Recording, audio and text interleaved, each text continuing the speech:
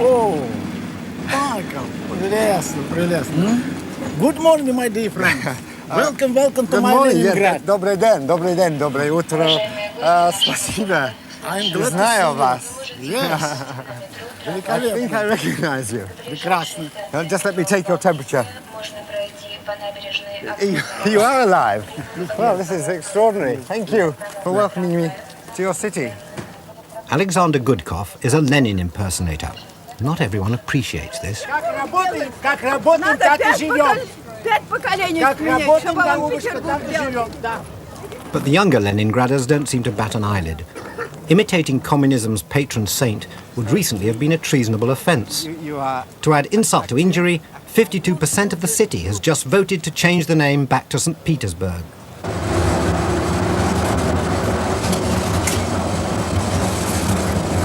Я тоже? Please. You're trusted to stamp your own ticket, and I'm glad to say technology hasn't taken over from brute force. Oh, good. Wow. Okay, we're in business. Tickets are 10 kopecks each. That's practically a free ride. Да, это... Is this all over Leningrad? Yes. Everywhere? Yes. Always. Везде, всюду. A tram rover.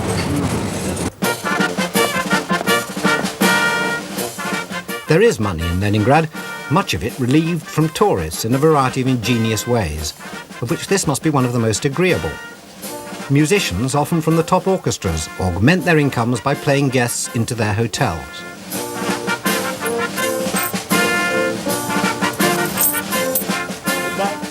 I get on well with Alexander, or Sasha, as he now insists I call him. We agree to meet again. I'm sure he thinks I'm a Michael Palin impersonator.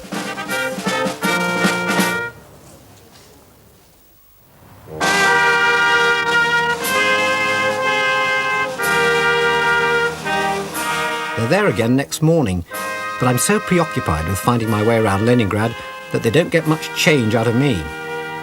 Not even a kopeck. Sasha has agreed to give me the Lenin City tour. We meet outside the Finland station, where he returned from exile to organize the revolution. And 30 April 1917. April 1917, when you came back. Yes. Здесь много было, many peoples. They're all gathered? Yes. Все Yeah. было. И он сказал здесь, революция, о необходимости которой большевики говорили постоянно, свершилась. Ура, товарищи! Вот здесь он сказал. С этого, да. That was it? Весь народ хлопал. Все были. I recognize the Bolshevik Да, word. большевик, Yeah. да. You had a big coat on. Yes. It was very cold. Among the great man's most enthusiastic supporters were the sailors on board the cruiser Aurora. The Aurora survives almost exactly where she was in October 1917, when a single shot was fired from this cannon. It may well have been a mistake, but it was just what the Bolsheviks had been waiting for. Cut to the Winter Palace. So they heard the gun from the Aurora, the sailors and the army. Yes. They come across the square, and these are the gates they Сюда stormed. пробежали, Yeah. быстро забрались наверх. Short of giving them all door keys, they couldn't have made it much easier. The gates are a fine example of a Baroque climbing frame. Победила. A great moment for you. One of many. What a year for you. Да. What a year. They look easy gates to climb. You know, Быстро, lots of быстро, foothills. quickly, Yeah. да. Now over here, I see there's a branch of John Lewis. What's that doing there?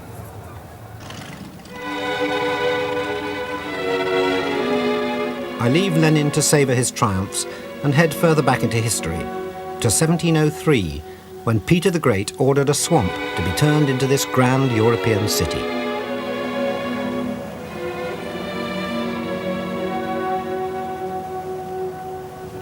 Composers and writers used these canals for inspiration. Disgruntled aristocrats used them for drowning Rasputin. Uh-oh, these people have obviously been tipped off that there's a Michael Palin impersonator in town.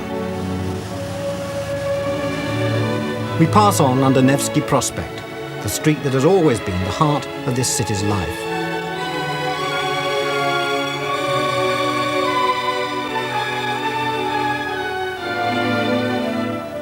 I'm heading for a monument to a Russian hero even greater than Lenin and Peter the already great.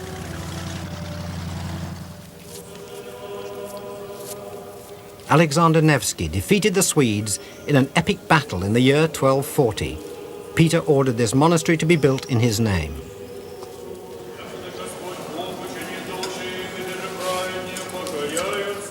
Religion in Russia is no longer an undercover activity. Churches are reopening and attendance is booming.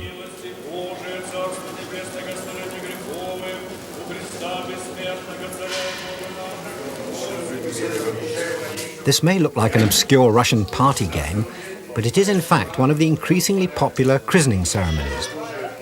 They're not just for babies, but people of all ages. I wasn't aware of all this when, not wanting to be disrespectful, I simply did what everyone else was doing.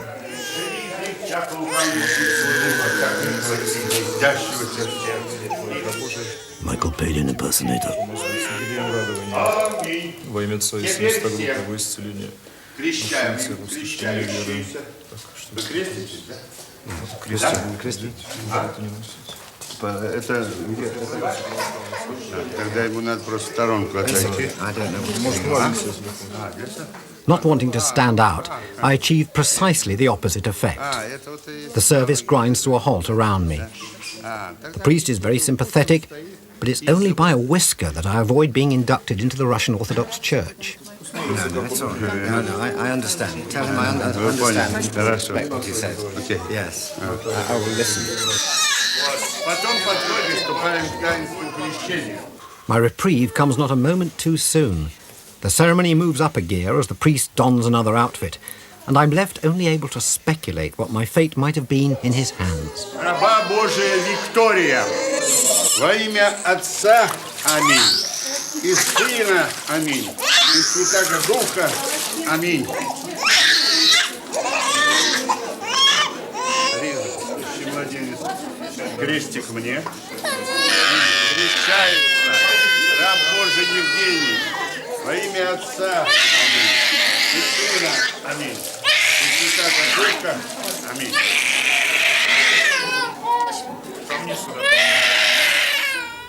Exhausted by my near-christening experience, I take refuge in the Tikhvin cemetery, where lie the great names of Russian culture. If you're immortal, you'll have been buried here. Fyodor Dostoevsky. Fyodor. How did you cope with it, Fyodor? All the book signings and press launches. What did you write? Sincerely yours, sorry about the sad bits. Sorry it's a bit gloomy, yours, Fyodor. Pole to Pole, good title? No, I thought as much. Death at the Poles? Having a miserable time at the pole? He wasn't much help. I went to see Rimsky-Korsakov.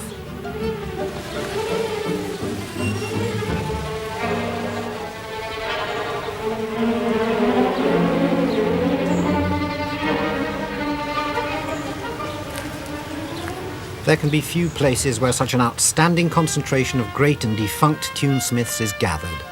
Here's Mussorgsky with his music written on his tombstone.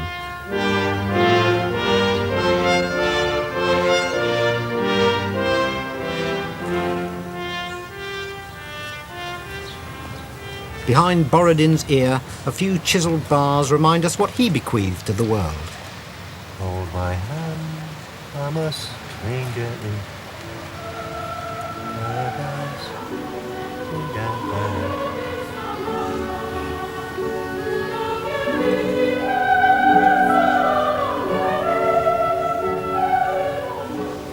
At the end of the path, tastefully surrounded by begonias and wrought iron, is the greatest of them all, Peter Ilyich Tchaikovsky. If he'd lived as long as his music, he would be 151.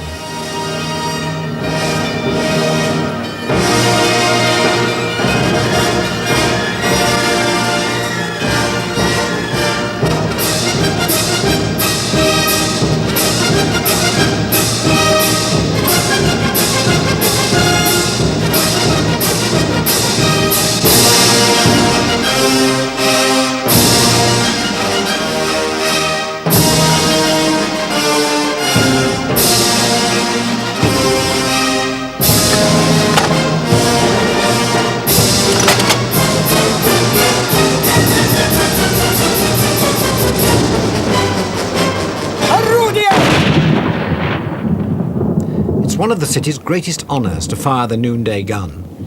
I waited for a revolution to start, but nothing happened. This is the Harrods Food Hall of Leningrad. Food has come direct from private farms. It's expensive, as I find when I buy some pears. Сколько это стоит? Сколько вам? Yeah, сколько? Килограмм? Kilogram? I want about 6, 7. 7 штук. 7 штук. 7 штук. 7 штук, 6 bits. 7 штук, пожалуйста. CM is actually 7, and they cost me 15 rubles.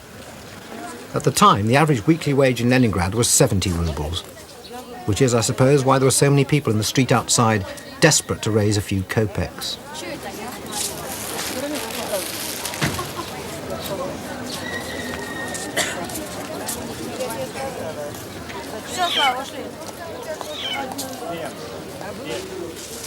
Compared to Harrods Food Hall, the state supermarket is cheaper and more hygienic, but largely uncontaminated by food.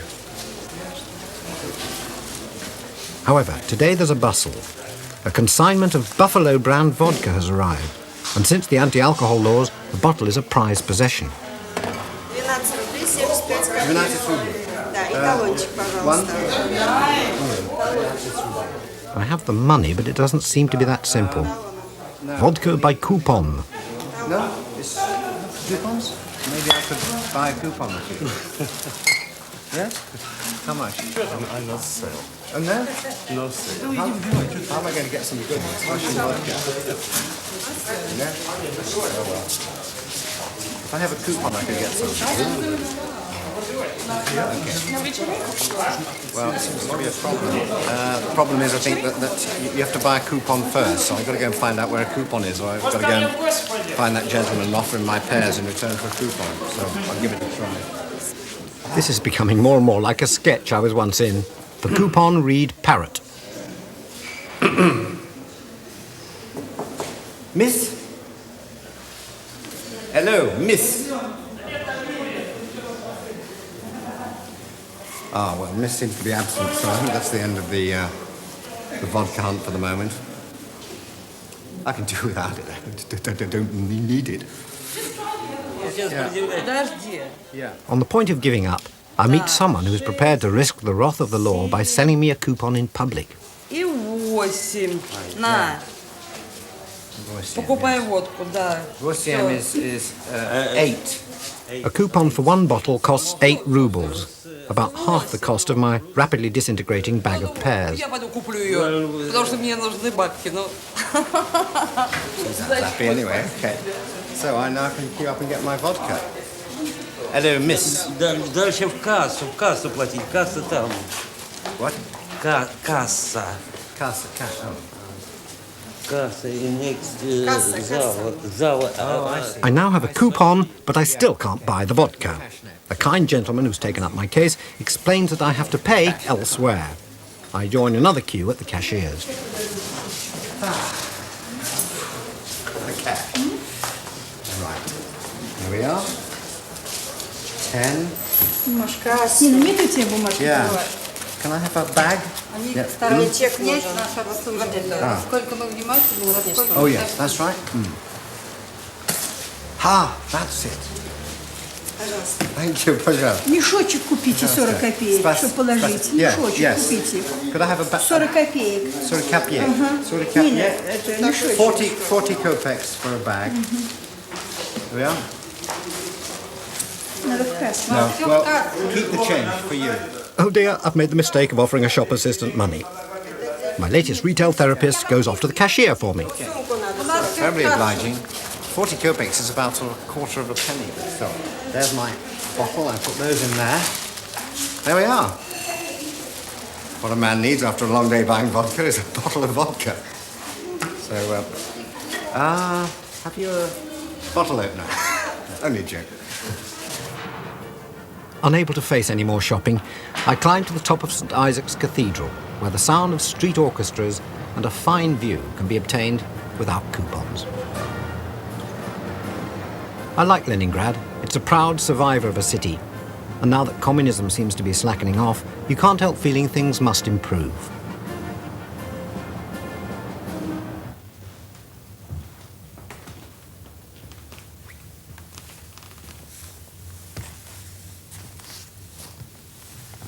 But things haven't improved for everyone.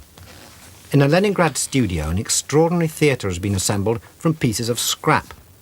A series of elaborate machines and carved figures animate to tell satirical and subversive stories. But since Glasnost, the audience for this sort of thing has dwindled, and the machines now make their protest to empty rooms.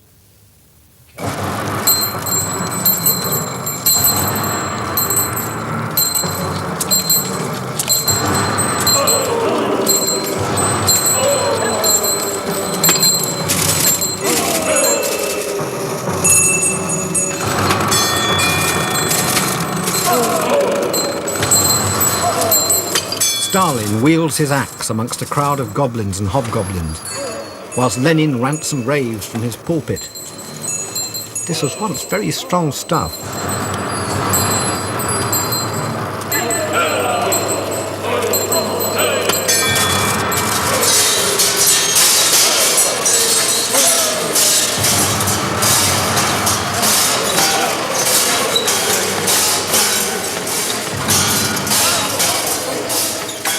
It's fascinating, but it's time to be moving on. The morning bus to Novgorod, 120 miles to the south. I'm touched that Lenin, who welcomed me, has taken time off to come and say goodbye.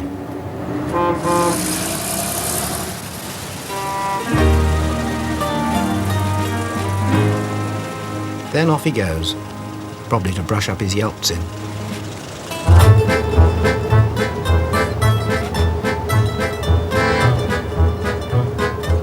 We head south along major highways and major tests of suspension.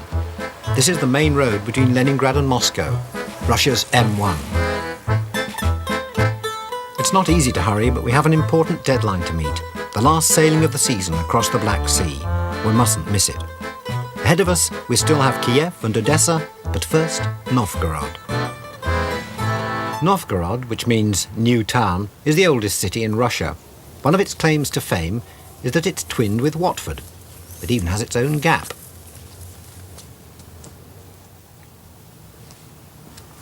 Watford and Novgorod have been together now for 8 years.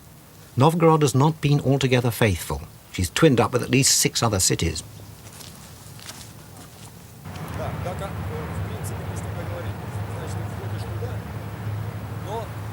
I've been told there's a bit of a film industry in Novgorod, and as we don't have one in England anymore, I decide to go and see the Russian recipe for success.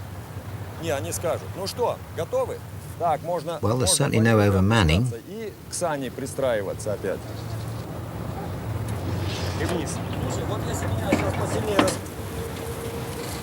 Так, чуть подальше меня, чуть подальше меня. Саш, значит, мы как делали, так делаем. Поехали. I can't quite work out what sort of film it is.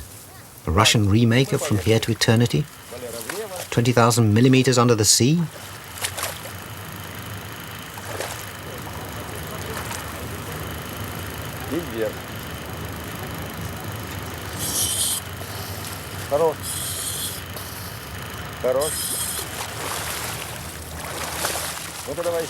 Turns out to be a film about crayfish. I think they're still doing the auditions.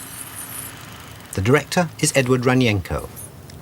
Здравствуйте, Майкл. Здравствуйте, Майкл. Это мы вас и ждем. Не говорю по-русски. Извините. I know speak English. Oh, that's good. Well, we'll get on fine. Can I watch what you're doing? Can I watch the film? Мы решили для вашей встречи поймать раков.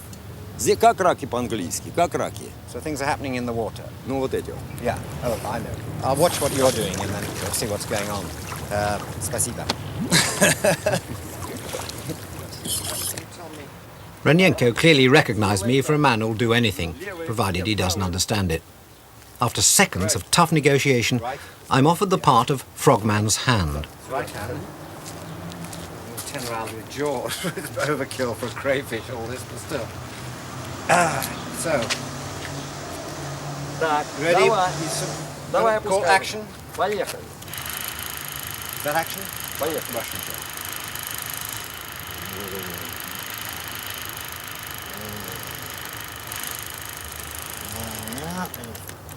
Побольше возьми. Вот No, это. I've blown it. I've blown it wrong. And you Вот. overacting? Oh, down there. Поближе туда. That's a big one. Right, okay. One. Okay. As quickly as that? Yeah. Filming?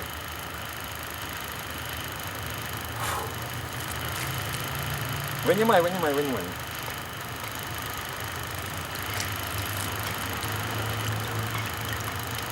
Okay. Well, it's a moment of film history. I've now got 3 more weeks to get out of this. Поехали.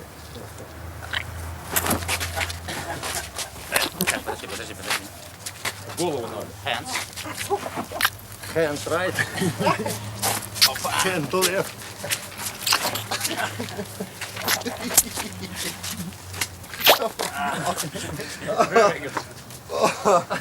Oh, now I know what my mother went through. Thank you. On a team. My reward for acting with the crayfish was to be invited to eat her and the rest of the cast that evening, along with Samagon, Edward's own vodka produced illegally in his garage. Edward's distillation process, like his filming, is a triumph of ingenuity over availability. An old sterilizer from a hospital acts as a still to boil fermented grain, yeast and sugar into a mixture which he promises will not give me a headache in the morning.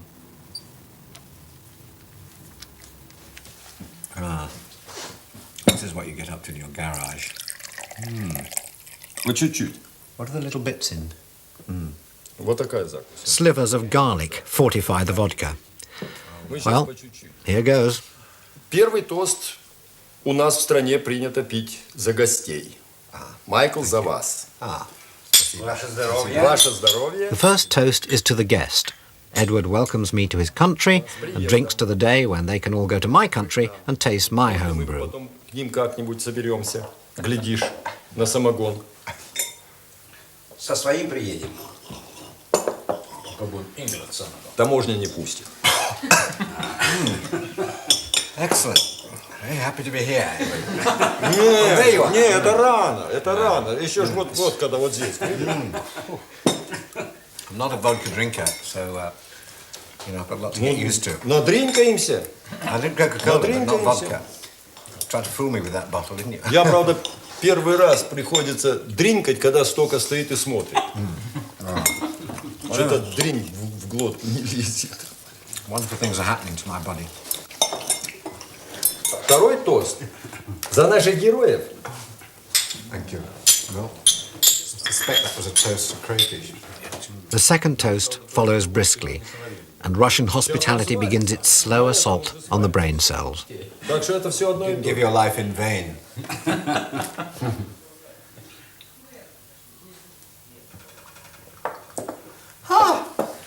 That's terrific. По-моему, хорошо. Okay. Yeah, fine. Now I know why he made the furniture look like this. He had too much vodka. If only a vodka freak would design things like that. I'm fine.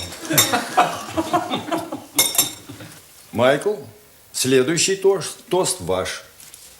Well, I should like to propose a toast to the Soviet government, whose attempt to stop people drinking vodka has resulted in Edward going into his garage and producing this truly euphoria-inducing beverage. Ты что говоришь? Меня ж посадят за So, это. to the Soviet government.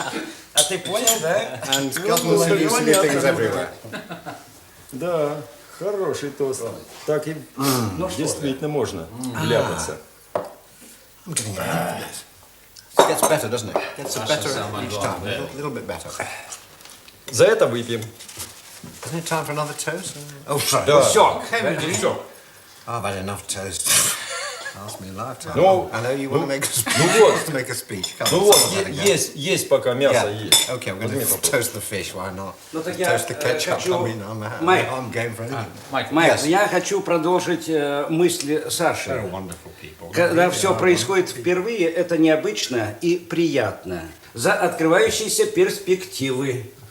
Well, yes. Thank you. Кстати, вот не первый раз происходит, а все равно приятно.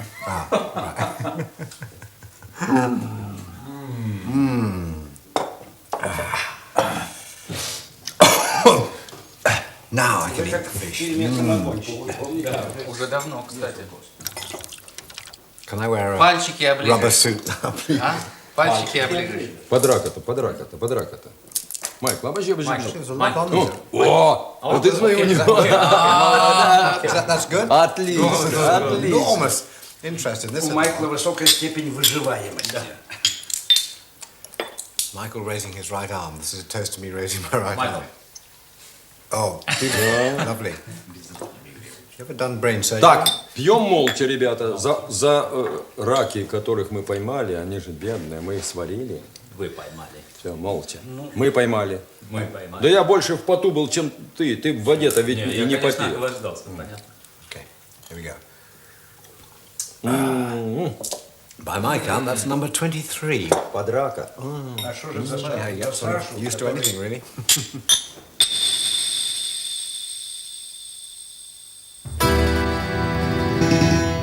After the vodka, I had a strange dream. I was in a big car, wearing a suit and clutching a speech. I seemed to be on some enormously important mission.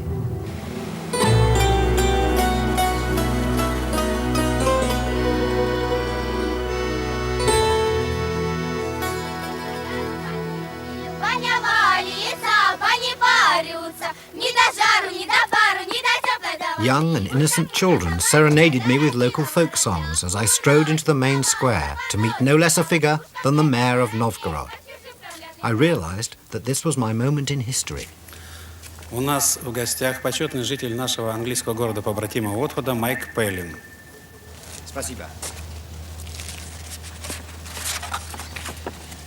We, the people of your twin town of Watford, take this opportunity to send our warmest greetings to you.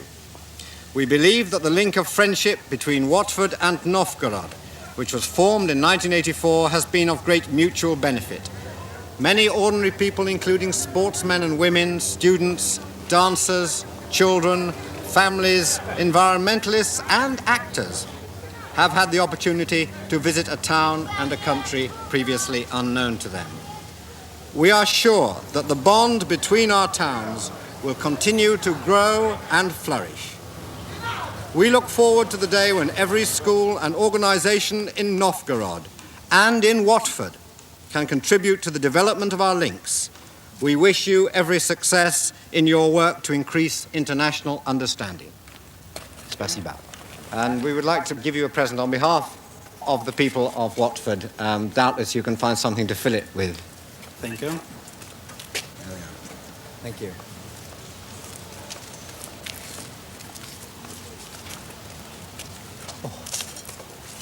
This is our souvenir. Ah, beautiful. That's beautiful.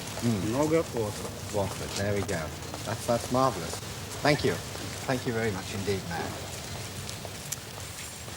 I thought this strange dream was over, but I'd reckoned without the folk dancers.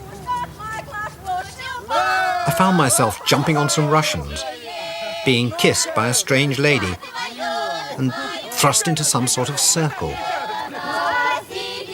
This would never have happened in Watford.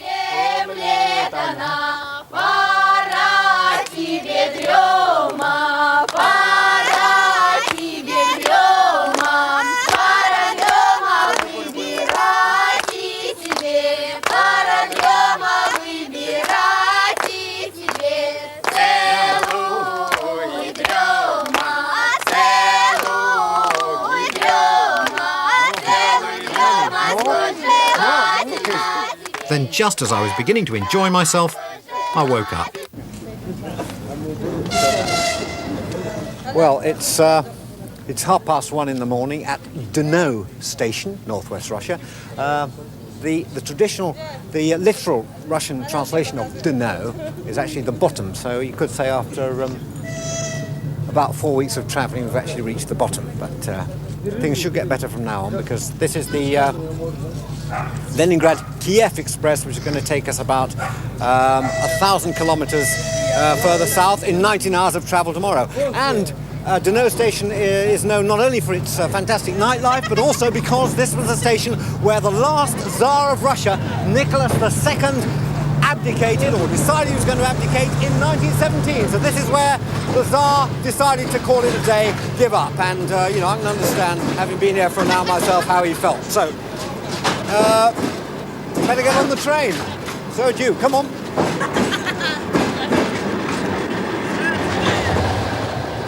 Next morning, we're in Belorussia, White Russia. Only 50 years ago, these were the killing fields of Europe. 2 million Belarusians lost their lives in the Second World War. Now they're talking of independence, as are the Ukrainians, one of whom I meet on the train. He's Vadim Castelli. He learned his English from listening to the Voice of America. I see Ukrainian history being revived. I see Ukrainian culture, the culture which many people thought is gone forever. Now we're getting back to some of our roots. There is so much to do here. If one feels Ukrainian, if one feels it's one's roots, this is a very exciting period to live through in the history of this land now.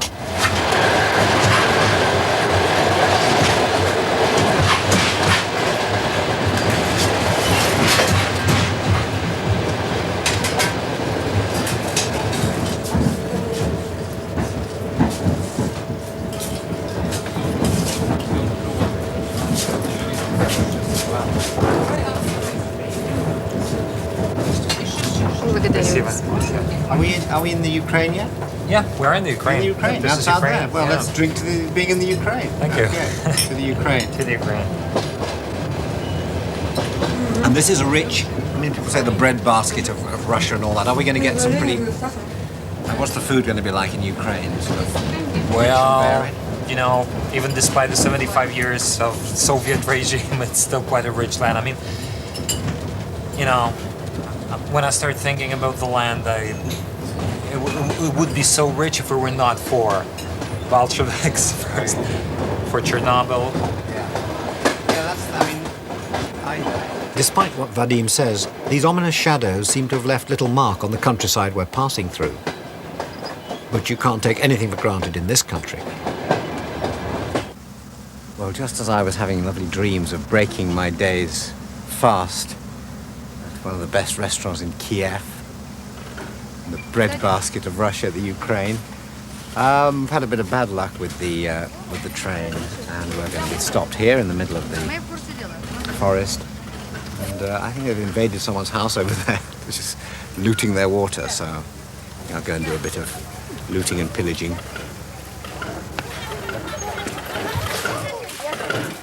The 2-hour delay turns into a party.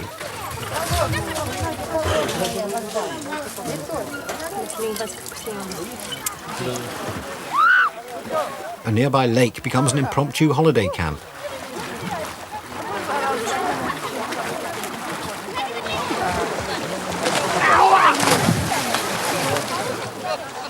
These passengers know how to have a good time. Can you imagine this happening on the 753 to Victoria?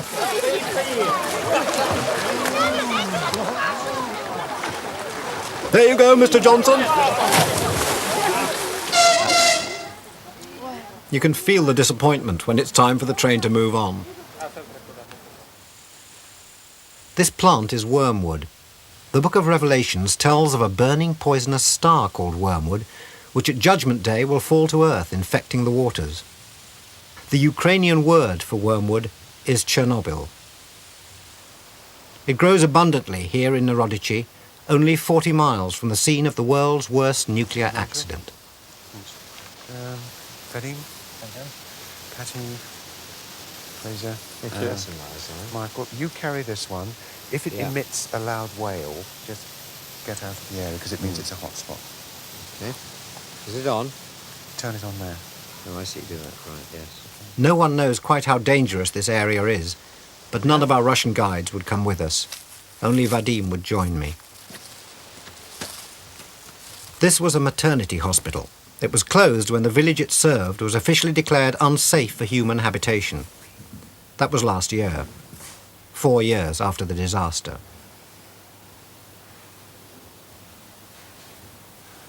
Equipment, notices, even medical records remain here untouched, tainted. The poison that infects these ghost villages is invisible, but as happened outside this old village shop, it can be heard.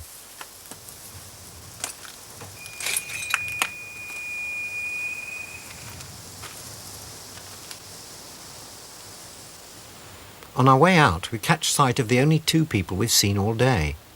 The old lady, Hema, is 90. I feel sick, my daughter is sick too. We are the only ones left Я here. вельми хотіла в своїй хаті вмерти, але опустували, побили окна у моїй хаті, розкидали віранду, на пусту стіну таку зробили, що вже хто його знає. I wish I could die in my own house, таке. but my house is fenced off and Я the вельми windows хотіла are all б у свою broken хату, щоб and I умерти. can't die there any longer. I keep moving from one house to another house and just like that. We're the only ones left here. Sometimes it's scary, but what can you do about it?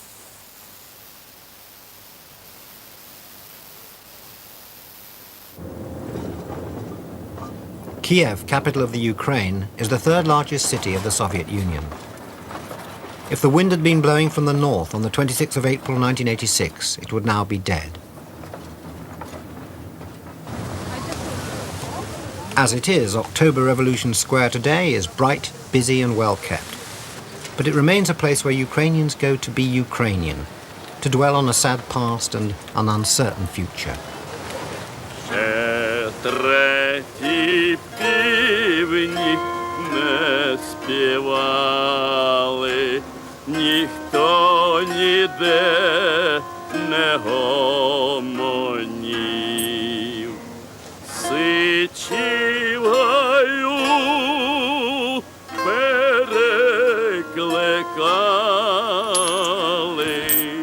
Boris Antonenko sings Ukrainian songs, banned until recently. Songs like The Mighty Dnieper.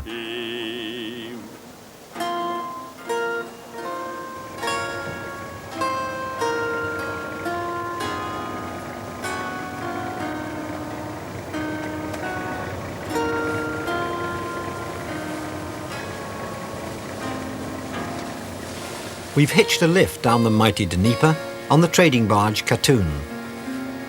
It was in the river, here at Kiev, 1,000 years ago, that Christianity came to Russia. There was no option. Prince Vladimir had a baptism squad of Greek priests plunge the entire population into the water. Christian churches, lovingly restored, are still the most striking buildings in a city that's been communist for 70 years. And people still bathe on the beaches of the Dnieper, only 55 miles downstream from Chernobyl. Below Kiev, the river has been swollen into a series of vast inland seas created by power-hungry administrators desperate for hydroelectricity.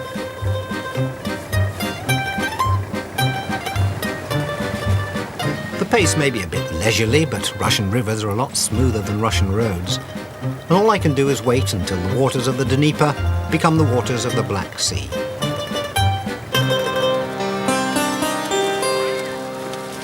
The last 100 miles are difficult, I admit.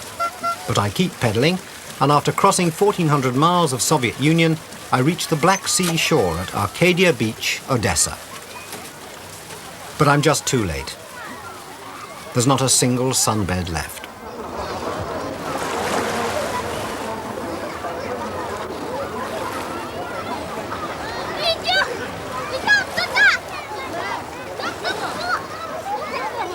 There are plenty of spaces at a nearby beach. Who are these people? Some sort of secret society? The hastily hushed up evidence of some Soviet sun cream disaster? Not a bit of it. They're here because they love mud. And then at the end of the day, you go back in there and wash it all off. Yeah. No, it doesn't look smart, but... This lady doctor regularly indulges. The marine deposits, she says, contain all sorts of healing properties. It certainly turns you into an active soul. Do you think I should go and try some myself? For me? Да, да. Good. А даже не могла встать на ногу. Вот так. А сейчас смотри. Как. Ah, I see, yeah. Turns you into an athlete. Да. I see, yeah. In search of the answer to anabolic steroids, I make my way to the Kuyalnik Sanatorium, in Tsarist times the most fashionable resort in Russia. Now a little faded, but still dispensing the best mud in the country.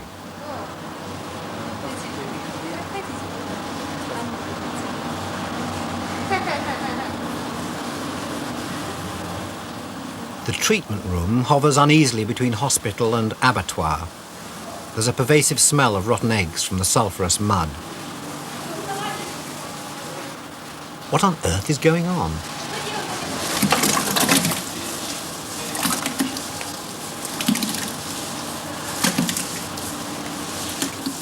Maybe it's a daycare centre for vampires.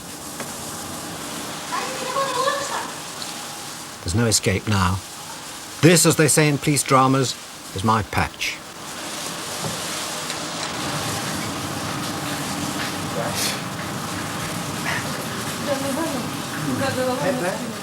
The first surprise is that it's warm.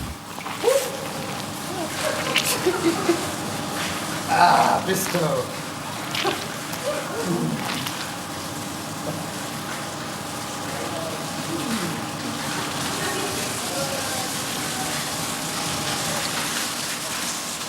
No one's ever done this to me before.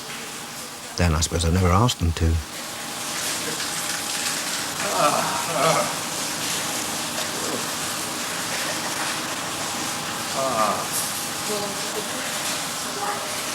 Feels like all the things you were told never to do in bed rolled into one. Very nice and warm. Thank you. I may look like a sausage roll, but I've rarely tasted such primal, illicit contentment. Not much I can do now.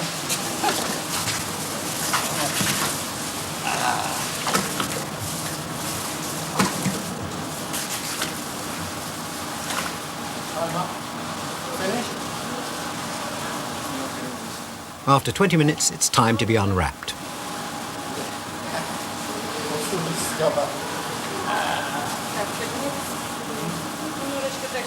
I can't imagine I shall ever be clean again. This is a job for Dino Rod.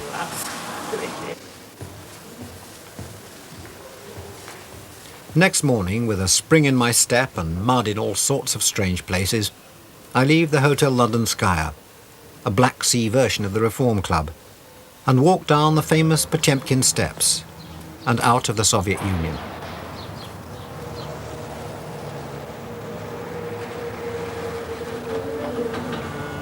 Well, not quite out of the Soviet Union, for I have 2 days aboard the Junost, a training ship turned passenger ferry on its last voyage of the year between here and Istanbul. It's odd, really. I don't want to go, but I feel lucky to be able to go. 17 days, strange days. It's not a place that makes you really go spare, sort of tear your hair out, but at the same time for enormous pleasures, and people who looked after us were tremendous. I'll miss it. I won't forget a day of it. Still, be able to cut down the vodka consumption. I don't even like vodka. Oh well. Do svidaniya. 2 days after we left, the generals attempted a coup and the end of the Soviet Union began.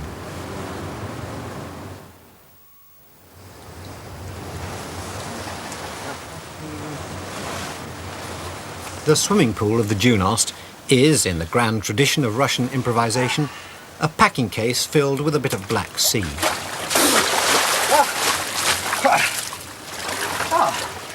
It's so small I thought I was the only one who'd seen it, but I'd forgotten about the Russian love of the outdoor life. Pool attendant. I was just going to do a couple of lengths before lunch. Do you mind if I just take a dive? I try, without success, to remember the Russian for I am married with 3 children. Oh, you know about this. You know what I have to do. Is it... oh, that's the idea. Yes. Good. You're all right. You're dressed properly. I need to do a bit of floating on the back. There you start sleeping. You come here often. I resort to the only line of Russian I can still remember. Michael. That only makes things worse. Люба. Luba. Любовь, да. Amore piccolo. What? Amore? Amore little piccolo. Amore no. Luba means amore? Is amore, little Yeah. amore. Yeah. Love? Love, yes. Oh, Little love, you piccolo amore. What a very suitable name. That's really good. I'm going to do a few legs before lunch. Try some backstroke. Here we go. Oh. No, that's obviously out. Front roll, maybe. Little baby, little. Flower of yours needs a little watering.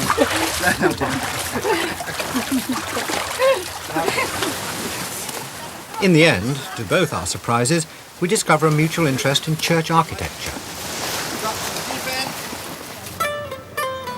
At dawn on the 3rd day, we enter the narrow strait between Europe and Asia called the Bosphorus. There's a nervous energy along the banks, a prosperity and confidence we've not seen in the last 3 weeks. All at once, the Junost looks what it is, an ill-equipped, badly managed country cousin of a ship. But I have to admit, I've grown fond of the quiet, eccentric pleasures of the Junost and the country it represents.